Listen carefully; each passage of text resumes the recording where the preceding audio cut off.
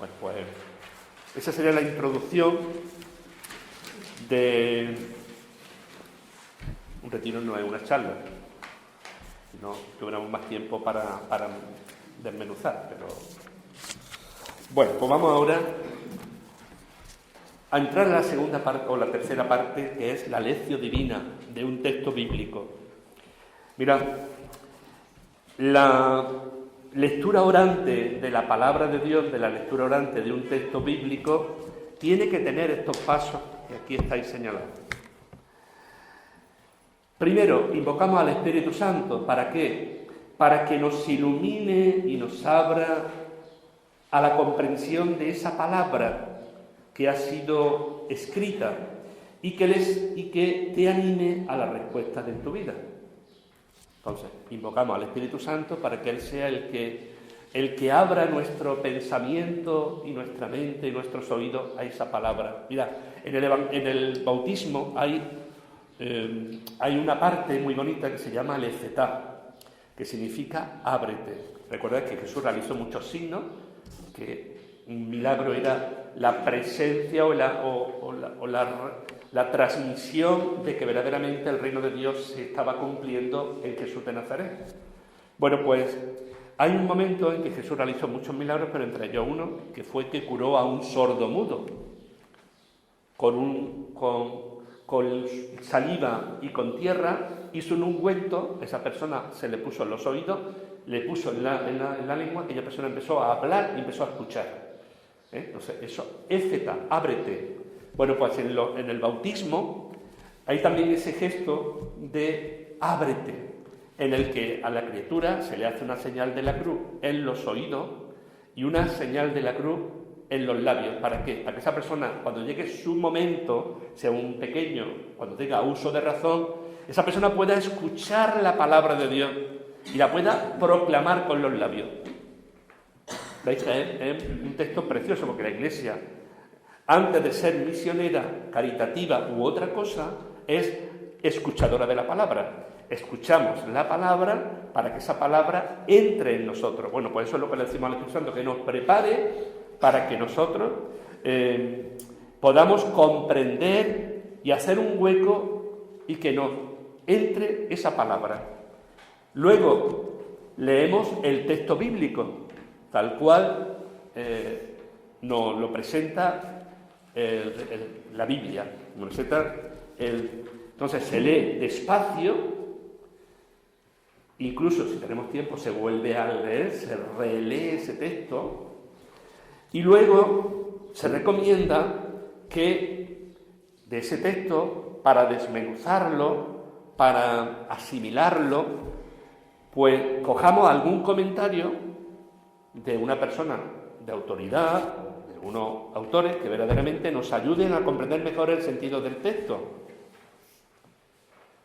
Ahora no queremos solamente al qué me dice a mí el texto, sino realmente lo que verdaderamente el texto dice, porque es muy importante que nosotros digamos pues que es importante entrar en lo que la intención del autor nos quiere comunicar en ese texto. A veces tenemos una lectura un poco protestante de la lectura, porque cada uno decimos, esto me dice a mí esto, esto me dice a mí lo otro, hacemos el eco, pero a veces lo que decimos está muy lejos de lo que verdaderamente el autor y la intención de ese autor quiso decir. Esa es la finalidad. Leemos, releemos el texto y luego buscamos un comentario que nos ayude a comprender mejor la intención de ese texto y cuál fue la intención con la que fue escrita. Tercera, eso ya lo haremos en la Iglesia, la meditación. Ahora viene, después de esa parte, ¿qué te dice Dios en el texto bíblico a ti? Pero claro, para llegar al tercero hay que pasar al segundo y al primero, ¿eh? A veces nosotros nos pasamos directamente al tercero. La cuarta, una oración. ¿Qué le digo o le decimos a Dios? Luego, ¿cómo interiorizamos la palabra de Dios para hacerla nuestra, para hacerla vida? Y luego después llegar al compromiso. ¿Qué acción podamos entresacar de esa palabra que hemos escuchado? ¿Veis? Serían los 6 puntos o los 6 pasos que tiene la lección divina, que es la lectura orante de la palabra de Dios. ¿Vamos bien o no? Bueno, pues vamos a ver. Vamos a invocar al Espíritu Santo para que nos haga releer, interiorizar la palabra que vamos a escuchar. Todo. Ven, Espíritu Santo, ilumina mi mente, abre mi corazón, toma mis manos, para que comprenda el mensaje de la palabra, para que sienta la profundidad del amor divino, para que camine abriendo mis manos a los que necesitan curación y misericordia. Bueno, pues una vez que hemos invocado al Espíritu Santo, vamos a leer el texto. El texto es el Evangelio de San Juan, el capítulo 20, versículos 1 al 18. El primer día de la semana, María la Magdalena fue al sepulcro al amanecer, cuando aún estaba oscuro, y vio la losa quitada del sepulcro. Echó a correr y fue donde estaban Simón Pedro y el otro discípulo a quien Jesús amaba. Y les dijo: se han llevado del sepulcro al Señor y no sabemos dónde lo han puesto. Salieron Pedro y el otro discípulo camino del sepulcro. Los dos corrían juntos, pero el otro discípulo corría más que Pedro. Se adelantó y llegó primero al sepulcro. E inclinándose vio los lienzos tendidos, pero no entró. Llegó también Simón Pedro detrás de él y entró en el sepulcro. Vio los lienzos tendidos y el sudario con que le habían cubierto la cabeza, no con los lienzos, sino enrollado en un sitio aparte. Entonces entró también el otro discípulo, el que había llegado primero al sepulcro. Vio y creyó, pues hasta entonces no habían entendido la Escritura, que él había de resucitar de entre los muertos. Los dos discípulos se volvieron a casa. Estaba María fuera, junto al sepulcro, llorando. Mientras lloraba, se asomó al sepulcro y vio 2 ángeles vestidos de blanco, sentados, uno a la cabecera y el otro a los pies donde había estado el cuerpo de Jesús. Ellos le preguntan: mujer, ¿por qué lloras? Ella les contesta: porque se han llevado a mi Señor y no sé dónde lo han puesto. Dicho esto, se vuelve y ve a Jesús de pie, pero no sabía que era Jesús. Jesús le dice: mujer, ¿por qué lloras? ¿A quién buscas? Ella, tomándolo por el hortelano, le contesta: Señor, si tú te lo has llevado, dime dónde lo has puesto y lo recogeré. Jesús le dice: María. Ella se vuelve y le dice: Rabuní, que significa maestro. Jesús le dice: no me retengas, que todavía no he subido al Padre, pero anda, ve a mis hermanos y diles: subo al Padre mío y Padre vuestro, al Dios mío y Dios vuestro. María, la Magdalena, fue y anunció a los discípulos: he visto al Señor y ha dicho esto. Palabra del Señor. Bueno, una vez que hemos leído el texto, pues yo he utilizado algunos comentarios que he visto por ahí, que creo que eran de interés para poder asimilar, entender, comprender la intención de ese tema. Bueno, ya habíamos dicho en la introducción que los relatos de la resurrección de Jesús y de las apariciones del resucitado son relatos de fe, reflexionados y vividos por las comunidades cristianas, y así hay que interpretar. María Magdalena, o María de Magdala, es citada en los evangelios como discípula de Jesús. como testigo de su crucifixión, de su sepultura y de su resurrección. Y ahora recibe la ordenación de ir a los 12 y anunciarles que Jesús está vivo. Podemos decir, es la primera entre los apóstoles, ¿no? Es aquella la que es encargada de anunciarle la buena noticia a los discípulos que estaban recelosos, ¿no? Incluso el Evangelio nos dice, la tachan cosas de mujeres. Perdona que hay muchas mujeres aquí, pero en aquel tiempo, cuando se decía es cosa de mujeres, es cosa de chismosa y mentirosa. Entonces, sí, porque una mujer no era un testigo válido en un juicio. ¿Veis lo que se ha avanzado? Entonces es muy importante reconocer este relato bíblico, que hemos hablado muchísimas veces de la importancia que Jesús le daba y la dignidad que les dio a las mujeres en su tiempo, ¿no? Bueno, pues María Magdalena es un testigo predilecto en las apariciones, en la que se permanece fiel en la crucifixión, juntamente con María, juntamente con otras mujeres, la primera que va al sepulcro. Es decir, María Magdalena es importante.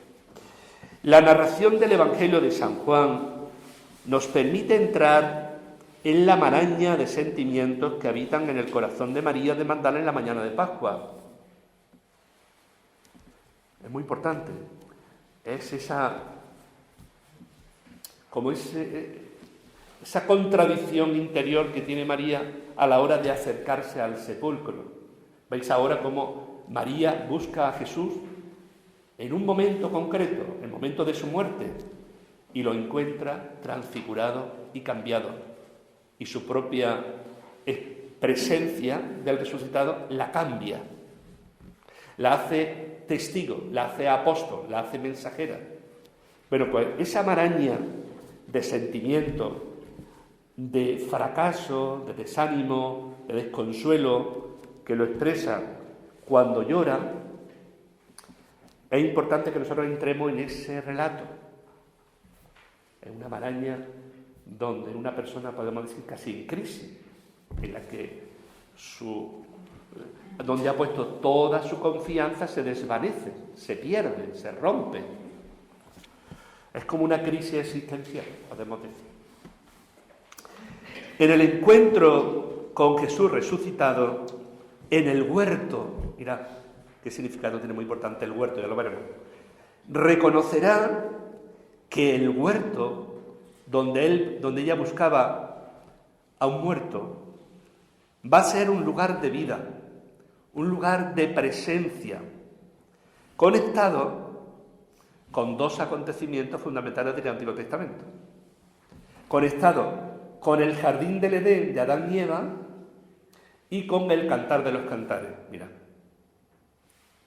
cuando recordáis cómo en esa situación idílica del principio, donde había una total sintonía de Yahvé, de Dios, con la persona, con las personas, y donde había una sintonía, una armonía de lo creado, una armonía de la persona con el Creador, y así nos lo dice el libro del Génesis, pues se conecta esta experiencia de María con esa experiencia del Edén, de esa inocencia original que nos decía San Francisco, que se habla mucho del pecado original, pero no se habla de la inocencia original antes del pecado. Bueno, pues como esa relación íntima, de amistad profunda, donde el hombre, nos dice el libro del Génesis, que la persona trataba a Dios de amigo a amigo, en la intimidad. Ese relato es muy bonito porque expresa esa total amistad. El pecado que hace, romper esa amistad. Aparece la desconfianza y el recelo y el echarle la culpa al otro cuando aparece. No, la mujer que me diste por compañera, no, el hombre que me diste, es que la serpiente, la disculpa continuamente. Entonces, esa inocencia original que habla de esa amistad profunda de Dios con las personas y con la armonía de la creación, es lo que nos habla también este relato. Ella va en busca de un desvanecimiento, de una experiencia traumática, porque va a llorar a su muerto, a Jesús, y se encuentra con la presencia. Y también, pues, con el jardín del encuentro donde la amada encuentra al amado en el Cantar de los Cantares. Recordad que el Cantar de los Cantares es un relato muy bonito que el propio sabréis que a Fray Luis de León lo metieron en la cárcel justamente por traducir el Cantar de los Cantares. Y cuando volvió a su cátedra en Salamanca, pues fue la famosa frase de Fray Luis de León: decíamos ayer, como decíamos ayer, ¿no? Bueno, pues la causa de la prisión de este hombre, Fray Luis de León, fue porque tradujo el Cantar de los Cantares. Bueno, el Cantar de los Cantares, en clave erótica, en clave de amor esponsal, o de la búsqueda del amado, de la amada con el amado, del amado con la amada, pues expresa ese encuentro íntimo de Dios con el alma y el alma con Dios, que nos lo narra maravillosamente San Juan de la Cruz con el Cantar de los Cantares que él tiene, que todos lo habremos leído y que nos suena, ¿no? Bien, como veis, este encuentro de María Magdalena con el resucitado en el huerto tiene ese eco del Antiguo Testamento con el jardín del Edén y tiene resonancia con esa intimidad o esa búsqueda de la amada a su amado del Cantar de los Cantares, donde lo que se subraya es donación, receptividad. Ese texto pues hace como una resonancia y un eco de este relato. En el María Magdalena va al sepulcro. Mirad, hay un vínculo muy grande entre Jesús y Magdalena. La pseudo historia pues nos van presentando muchísimas novelas donde verdaderamente hay una relación casi afectiva, una de amistad o de pareja entre ellas. Son pseudo historias que realmente vende muy bien en las novelas, pero que no tengamos constancia. Pero sí que hay un vínculo muy profundo. Nos dice que María era de las íntimas de aquellas mujeres que también acompañaban a Jesús en el camino. No solamente iban los 12, el Evangelio nos habla de los 72 que también nombra Jesús para ir a predicar, y también algunas mujeres que le ayudaban en el servicio, y parece ser que la acompañaban en el camino. Bueno, pues María tiene una relación muy profunda con Jesús. Ella fue una de las pocas personas que tuvieron el valor de quedarse con Jesús hasta la hora de su muerte en la cruz. De los pocos que quedaron, todos, cuando los teólogos nos hablan de la ruptura del seguimiento, de los discípulos, de los testigos, donde todos se dispersan, herirá el pastor y se dispersarán las ovejas, bueno, pues hay constancia de Juan el Evangelista, hay constancia de María Magdalena, hay constancia de su madre. Pero todos los demás, hay una ruptura, huyen. Bueno, pues María permanece fiel. Y vuelve al sepulcro para encontrarse no con el resucitado, que desconoce todavía, sino para encontrarse con su nostalgia, con su historia, con su experiencia. Encontrarse con Jesús crucificado y fracasado. ¿Verdad? Es muy importante esto, ¿no?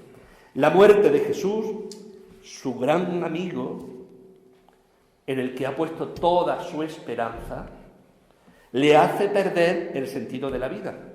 ¿Y qué hago yo? Si lo que era mi vida, lo que era mi referencia, ha desaparecido. Pero ella, mirad, no desiste de la búsqueda. Mira qué bonito esto. Me viene a la idea esa frase que se dice, creo en la inspiración, pero cuando venga que me encuentre trabajando, ¿verdad?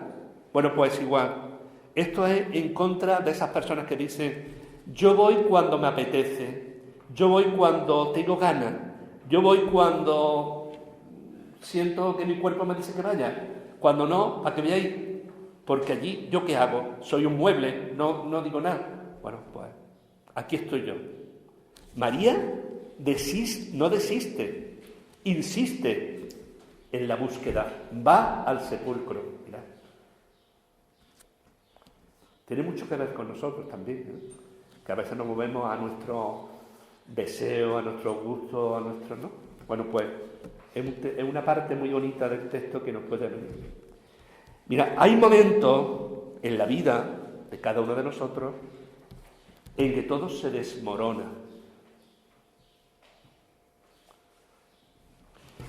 Parece que todo se termina. Una muerte de un ser querido, de un hijo, de un marido, de una mujer, de unos padres, de un amigo íntimo que tú tengas, de una amiga íntima que tú tengas. La muerte. Nosotros enterramos aquí una chica, 45 años. El desastre, la enfermedad, la decepción, donde tú has puesto toda tu esperanza y eso se desvanece, una separación, una traición de aquella persona más íntima, que tú has puesto toda tu confianza en esa persona te traiciona. Podríamos poner ahí 1000 cosas, ¿no? Pues hay momentos en la vida, lo que llamamos la crisis existencial, como que hay como un bajón, como se oscurece de pronto esa luz que tú orientas tu vida y, bueno, parece que todo se termina. Tantas cosas que pueden hacernos faltar la tierra bajo nuestros pies y echarnos en una crisis profunda. Cada uno le puede poner carne, le puede poner color, le puede poner experiencia a este momento que vivió María Magdalena y que enlaza profundamente la experiencia de todos nosotros, ¿verdad? Porque todos nosotros hemos tenido esa experiencia que la psicología llama la crisis existencial. O San Juan de la Cruz decía la noche oscura del alma.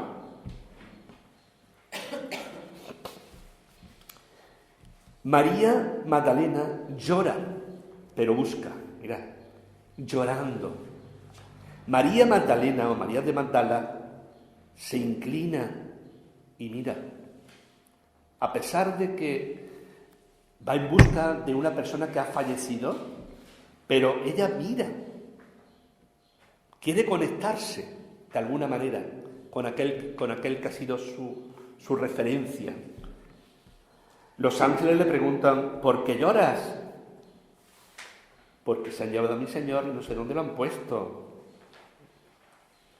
Mira, ¿por qué lloras? ¿Cuál es la causa de tu dolor? ¿Cuál es la causa de tu sufrimiento? ¿Cuál es la causa de tu apatía? ¿Cuál es la gana de tu desgana? ¿Cuál es la causa? ¿Por qué lloras? Y María lo dice. A veces nosotros no lo decimos. Porque nos engañamos a nosotros mismos y nos queremos engañar a los demás. Porque se han llevado a mi Señor y no sé dónde lo han puesto. María Magdalena busca al Jesús que había conocido. Situaros y ponerle el calor y ponerle experiencia a tantos encuentros de Jesús con María, cuántas veces, igual que con Nicodemo, hablaría en la intimidad y le contaría sus inquietudes, esa mujer, la razón de su vida, sus problemas, sus dificultades. Bueno,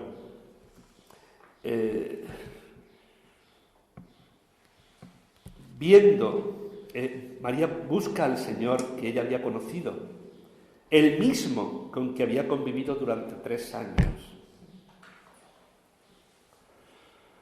Viendo a esta mujer que llora, también nosotros podemos pedir al Señor la gracia de las lágrimas. Mirad, vamos a tener un texto precioso del Papa Francisco, de la importancia de las lágrimas, de llorar con el que llora y reír con el que ríe.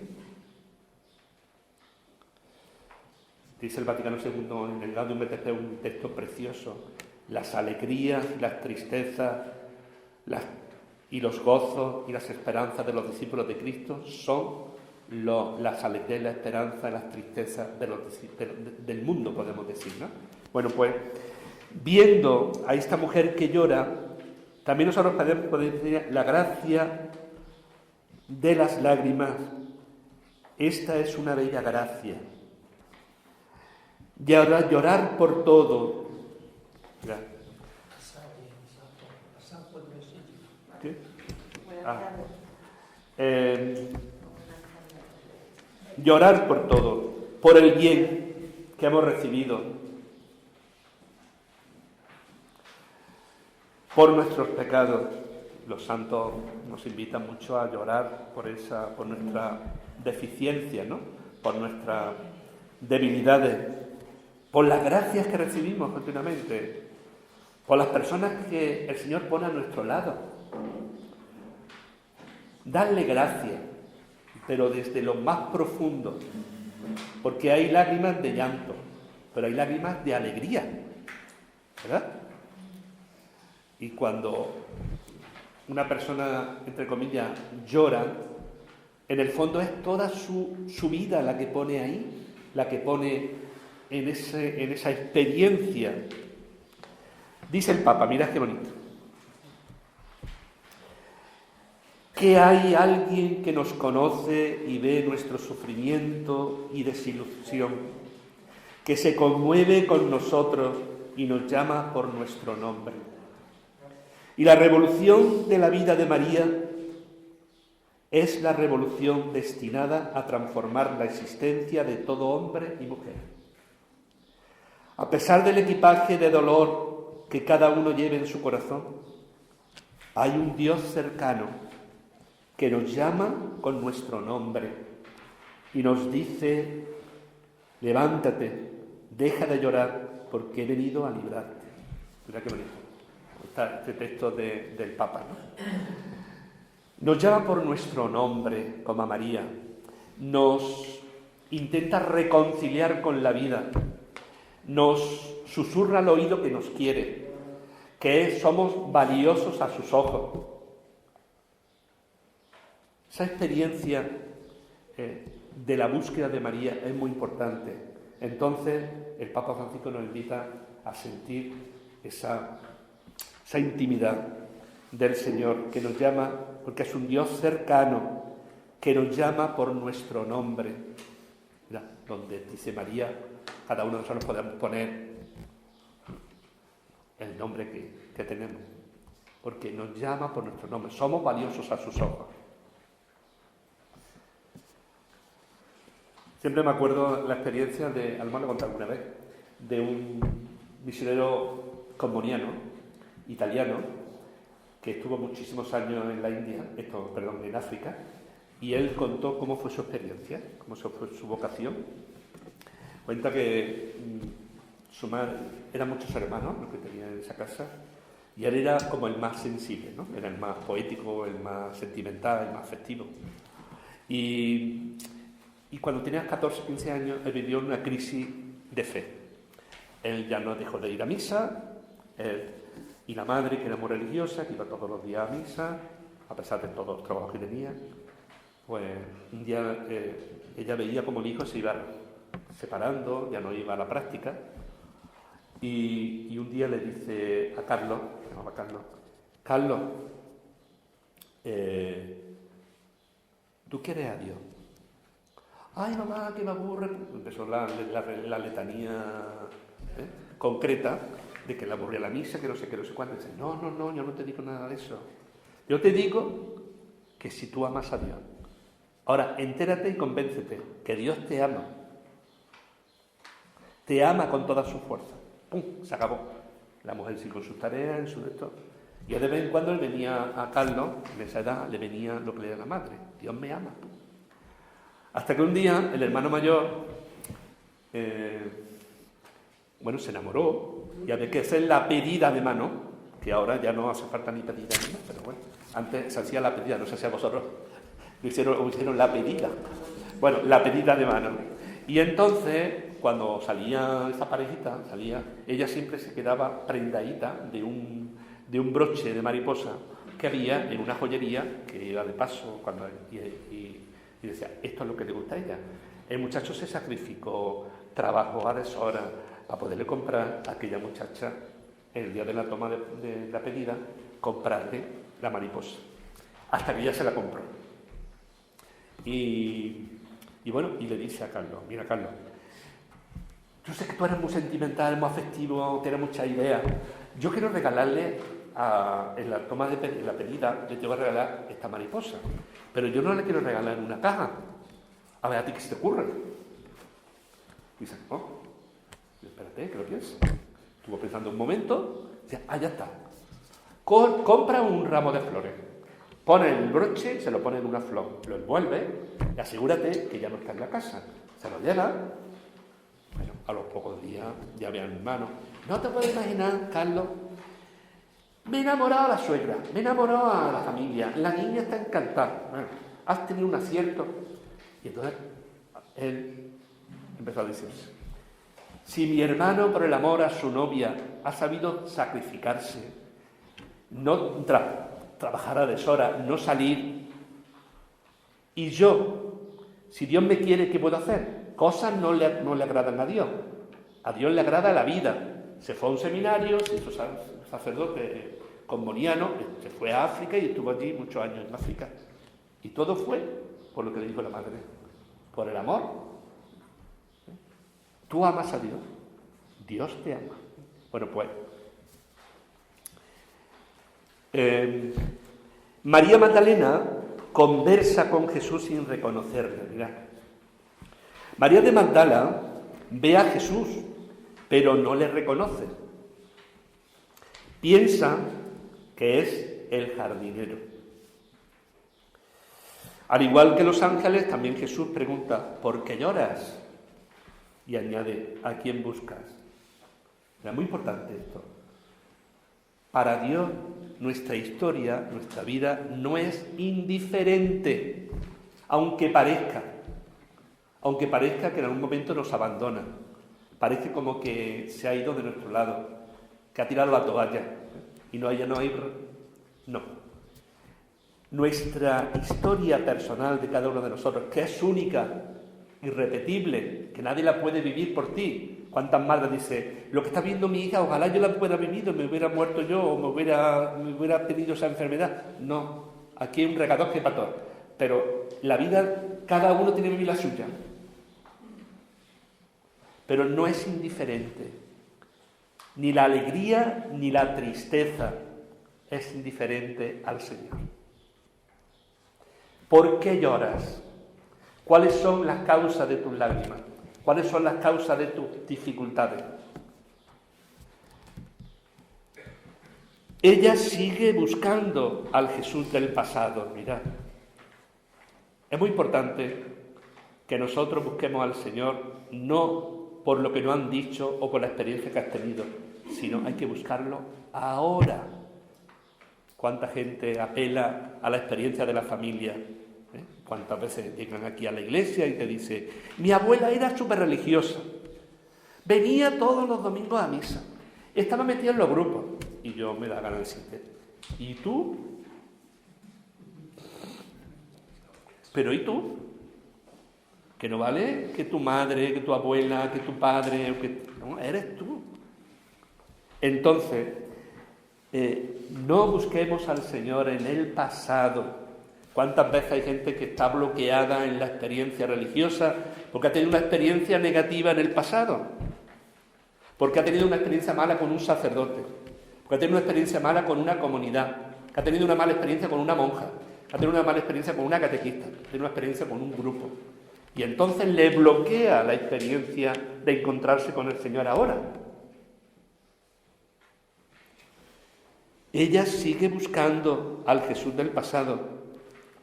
La imagen de Jesús del pasado le impide reconocer al Jesús vivo presente ante ella. Mirad. Esto tiene mucho que ver con nosotros. ¿Qué experiencias del pasado nos están bloqueando nuestro encuentro personal, comunitario con el Señor?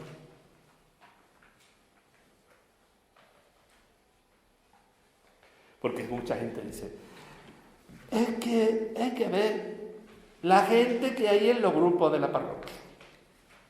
Es que ver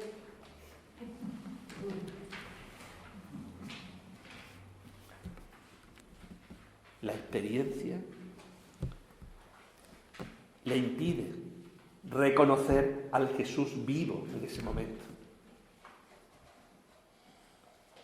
El Kairos, que es el presente, es un lugar teológico de encuentro con el Señor, donde nosotros tenemos que encontrarnos con Él. El pasado nos sirve de experiencia, pero no podemos quedarnos atrás. Hay gente que está anclada en el pasado. Eso es psicológicamente malsano.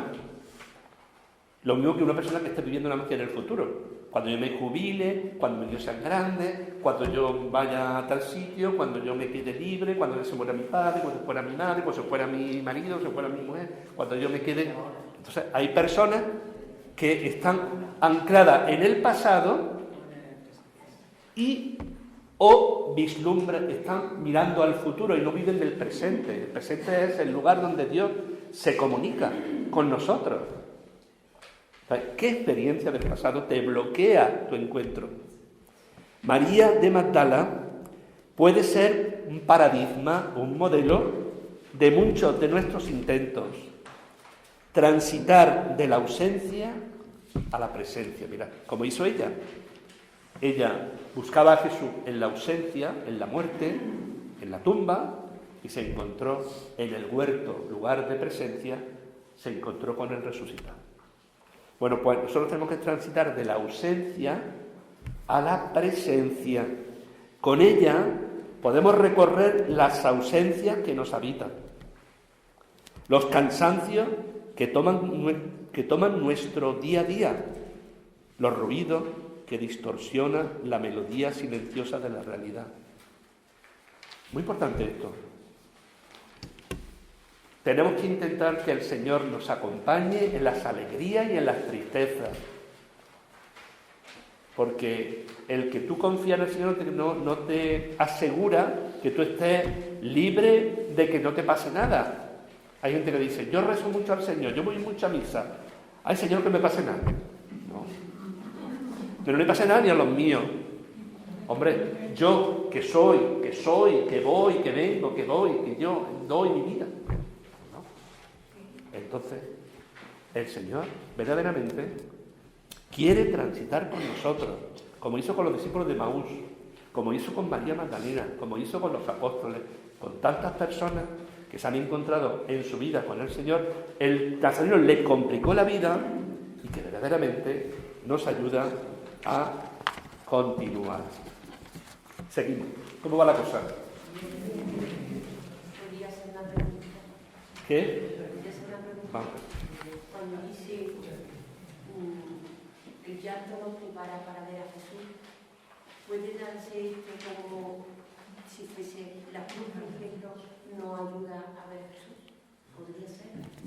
Es que la lágrima aquí, podríamos decir que era como sintonizar con el sufrimiento de los demás, sintonizar con tu propio sufrimiento. Es que la rima es como la expresión máxima de ese encuentro. Entonces lo que nos invita es que nosotros nos encontremos y nos encontramos al Señor y nos prepara justamente así. De todas maneras, el camino para encontrarse con el Señor es la cruz siempre. Porque hay que decirle al Señor, Señor, no me quites la cruz, que la cruz tiene muchas maneras y siempre va a haber, la cruz siempre va a estar. Que lo que venga lo sepa uno sobrellevar. Habla también muchas veces de en las lágrimas, el don de lágrimas como un don del Espíritu Santo. Claro, sí, también. Vamos a seguir, venga. María reconoce a Jesús. Jesús pronuncia el nombre de María. Mirad qué bonito. Jesús pronuncia nuestro nombre. Y nos llama por nuestro nombre. Somos únicos y valiosos a sus ojos. Ahí no vale comparaciones. Pues lo mismo que pronuncia el nombre de María, pues pronuncia el nuestro. El nombre, al pronunciar el nombre, fue la señal de reconocimiento. La misma voz, la misma manera de pronunciar el nombre. Ella responde, maestro.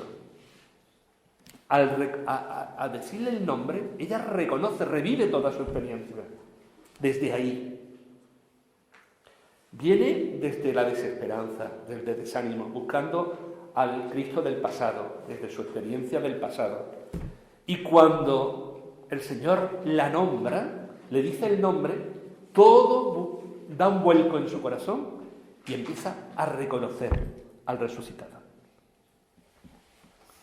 Por 2 veces Jesús interpela a María. Cuando Jesús le pregunta por la razón de su llanto, le está ofreciendo la posibilidad de contactar con todo ello desde un lugar distinto, desde un lugar en el poder acogerse, serenarse, abrazar la propia confusión. Mirad qué bonito.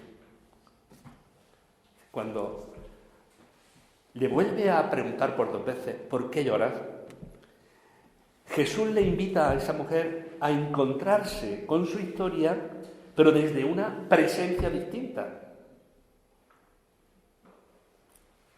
donde puede acogerse, serenarse, abrazar esa propia confusión, ese propio dolor que siente. La pregunta de Jesús a María resuena en nuestro hoy como llamada a detenernos, a romper el círculo vicioso del desgaste, de la queja, de la derrota, para entrar en una dimensión más honda que nos permita acoger el cansancio viviendo con un sentido nuevo lo que ya es. Mira qué bonito eso, ¿no? Es decir, esa llamada a detenernos y a superar la queja. Parece que hemos nacido debajo de un peral. El pero está siempre en nuestros labios. Sí, pero. ¿eh? Entonces, el Señor nos invita a romper ese círculo de la queja, de la derrota. Era el mismo Jesús que había muerto en la cruz, el mismo que ella había conocido y había amado. Aquí se realiza lo que Jesús dijo en la parábola del buen pastor. Mira, el domingo 4, el domingo que viene será el domingo del buen pastor. Bueno, pues ese texto tan bonito, Él las llama por su nombre, mira, y ellas reconocen su voz. Yo conozco a mis ovejas y ellas me conocen. María, esa voz que nos llama como a María y que tiene el poder de despertar la presencia, esa vida que apuntala la nuestra.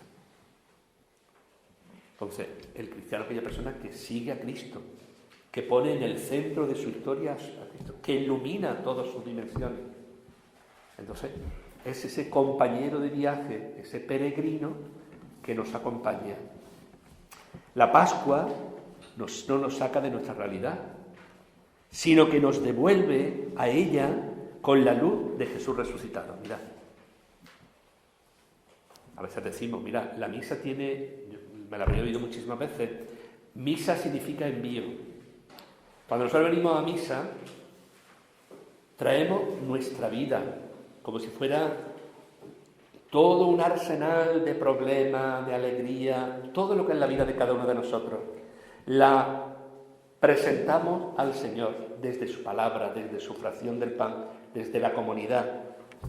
Iluminamos esa historia y ahora salimos a la calle con nueva forma, nuevo tono, con otra luz, con los mismos problemas. Porque no creo que en media hora o 3/4 de hora la vida de una persona cambie. Puede ser que cambie, pero es muy difícil. Si no has lavado los platos, seguramente cuando llegues a tu casa los encontrarás.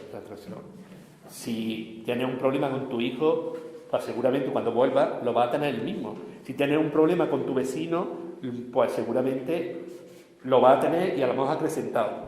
Es decir, la misma historia, pero con otra luz. Por eso significa envío. Cuando el sacerdote dice al final, podéis ir en paz, es lo que hemos vivido aquí, lo tenemos que vivir en la calle.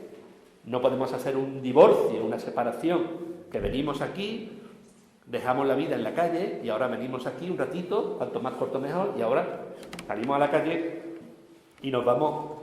No, nosotros, la Pascua no nos saca de nuestra realidad, sino que nos devuelve a ella con la luz de Jesús resucitado. Y luego ya al final, María Magdalena recibe la misión de anunciar a los apóstoles la resurrección. Se convierte en misionera, se conoce en apóstol de ellos. De hecho, es el mismo Jesús resucitado quien llama a la misión y al anuncio.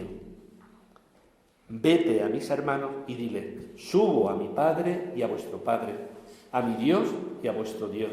Llama a los discípulos mis hermanos. La misión está en el ser profundo de la comunidad cristiana.